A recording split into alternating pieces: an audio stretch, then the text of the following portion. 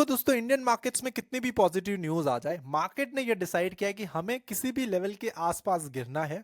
और एफआईज ने ये डिसाइड किया है कि हमें हर बार मार्केट्स में शॉर्ट सेलिंग करनी है। अब ऐसे में अगर आप आज का दिन ही देखो तो आज थी आरबीआई की मॉनेटरी पॉलिसी। मैंने आपको ऑलरेडी बता दिया था कि कल आरबीआई की मॉनेटरी पॉलिसी है और कल फ्राइडे भी है, तो मार्केट जो वॉलेटाइल रह सकता है। आज पॉजिटिव न्यूज होने की वजह से भी हमारे मार्केट्स गिरे। अब बहुत टाइम तक हमने जो है वो रेट कट नहीं किया था, और आज इस बार इस मार्केट्स में, नेगेटिव मार्केट्स में, हमने 25 बेसिस पॉइंट के ऊपर रेट कट किया। हुआ क्या कि उससे मार्केट तो शूट अप हो गया एक टाइम के लिए, सिर्फ फंसाने के लिए लोगों को, रिटेल ट्रेडर्स को। उसके बाद जैसे ही आरबीआई गवर्नर ने बोला कि इससे आगे आने वाले टाइम में जीडीपी जो है उसकी ग्रोथ रेट अच्छी हो जाएगी और हमारे इन्फ्लेशन जो है वो कम हो जाएंगे। बट इसने ये मेंशन किया कि आगे आने वाले टाइम में होगा, अभी कुछ नहीं होगा। तो इसकी वजह से वापस जो है मार्केट्स गिर गई। अब अगर आप ये समझो कि ये 25 बेसिस पॉइंट का बेसिकली ये रेट कट होता क्या है, तो देखो, रेट कट का सिंपल मतलब है कि आरबीआई क्या करता है, बैंक को लोन देता है। तो जब भी वो कभी आगे अगर लोन देगा किसी भी बैंक को या किसी भी फाइनेंशियल इंस्टीट्यूट को, तो वो उस पे से लेट से पहले 6% का ब्याज लेता था। अब उस पे से 0.25% का जो ब्याज है वो कम करके देगा। तो इट मीन्स आप समझ लो 5.75% का ब्याज उसे देगा। और जो बैंक है वो आगे 25 बेसिस पॉइंट के रेट कट करके आगे वाले को मतलब जो है वो लोन प्रोवाइड करेगी। तो ये बेसिकली रेट कट होता है, ये इकोनॉमी के लिए अच्छा होता है। अब आरबीआई का आपको ऑलरेडी पता ही है कि रिजर्व बैंक ऑफ इंडिया, तो वो मुझे इतनी समझाने की आपको जरूरत नहीं है। अब हुआ क्या, लास्ट लास्ट में वापस जो मार्केट्स ने रिकवरी दिखाई, तो थोड़ा बहुत ऐसा लगा कि हाँ, थोड़े मार्केट्स पॉजिटिव है, कोई तो बाई कर रहा है। वरना अगर मार्केट्स वहीं के वहीं पे क्लोज हो जाते या और नीचे क्लोज हो जाते तो और मार्केट जो है वो मंडे गिरने की पॉसिबिलिटीज थी। अब ऐसे में आज मेरा पीएनएल देखो बहुत ज्यादा ऊपर नीचे हुआ है। एक टाइम पे 5 लाख रुपीज प्लस में हो गया, एक टाइम पे 10 लाख रुपीज माइनस में हो गया, और लास्ट में जो लॉस हुआ दैट इज 16 लाख समथिंग का। मेनली मेरी फ्यूचर ट्रेडिंग की पोजीशन थी, दोनों बाई में थी, उसके बाद दोनों शॉर्ट में कन्वर्ट करी, उसके बाद वापस मार्केट ऊपर गया, वापस मार्केट नीचे गया। तो उस चक्कर में 2-3 बार मेरी पोजीशन हो गई, बिकॉज क्वांटिटी मेरी जो है वो हैवी है। मैं 4,000 या 4,000 से ज्यादा क्वांटिटी में निफ्टी में ट्रेड करता हूँ। 900 से ज्यादा क्वांटिटी में बैंक निफ्टी में ट्रेड होता है, फ्यूचर्स की मैं बात कर रहा हूँ। तो इसकी वजह से ये जो लॉस हुआ है दैट इन 16,57,000 रुपीज ओनली।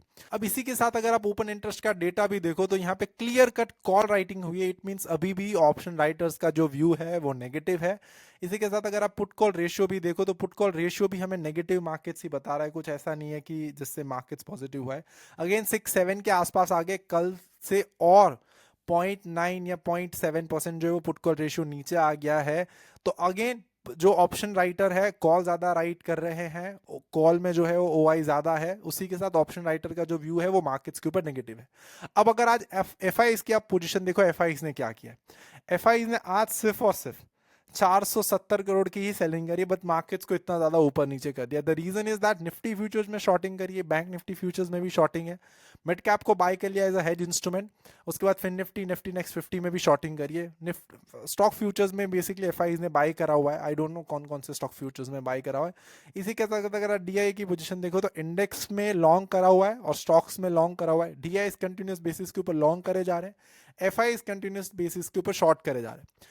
एक चीज यहां पे आपको समझने की जरूरत है कि दोस्तों, जब तक वापस एफआई पैसे डालना स्टार्ट नहीं करते, हमारे मार्केट्स ऊपर नहीं जाएंगे। और मुझे ऐसा लगता है कि ऐसा और 2-3 मंथ तक कंटिन्यू रहेगा और शॉर्टिंग रहेगी। अराउंड अराउंड अप्रैल के बाद या मई के बाद जो वो सिनारियोस थोड़े से चेंज होना स्टार्ट हो जाएंगे, जब हमारे जीडीपी के नंबर्स अच्छे आएंगे, इन्फ्लेशन कम हो जाएगी, क्वार्टरली अर्निंग्स अच्छे आ जाएंगे। जब ये तीन चीजें अच्छी हो जाएगी ना, मतलब ओवरऑल इकोनॉमी अच्छी है और सभी लोगों के पास जॉब है, सबकी स्पेंडिंग पावर बढ़ रही है, तो ये सारी चीजें होने पर हमारे मार्केट जो टर्न अराउंड करेंगे। बाकी अभी भी मैं हमारे मार्केट्स के ऊपर नेगेटिव हूँ। अच्छे लेवल के ऊपर शॉर्ट करो, पॉजिटिव न्यूज में भी जैसे ही मार्केट्स वीक होता था शॉर्ट करो। अब यहाँ पे आप क्लियर कट अगर देखो तो एडवांस एंड डिक्लाइन रेशियो भी आज साइडवेज दिखा रहा है, कुछ ना पॉजिटिव है ना नेगेटिव है। अब ऐसे में अगर कल क्या मार्केट हो सकता है उसके बारे में बात करते हैं। देखो, अब मार्केट्स ना पॉजिटिव जोन में है ना नेगेटिव जोन में है। 23,400 के लेवल ब्रेक करने पर हम मार्केट्स में और ज़्यादा शॉर्ट साइड की अपॉर्चुनिटीज़ जो है वो फाइंड कर सकते हैं। इट मींस निफ्टी जो है वो वीक है। सेम टाइम पे अगर आप बैंक निफ्टी की भी बात करो, बैंक निफ्टी ने भी 220 ईएमए के नीचे क्लोजिंग दे दी है।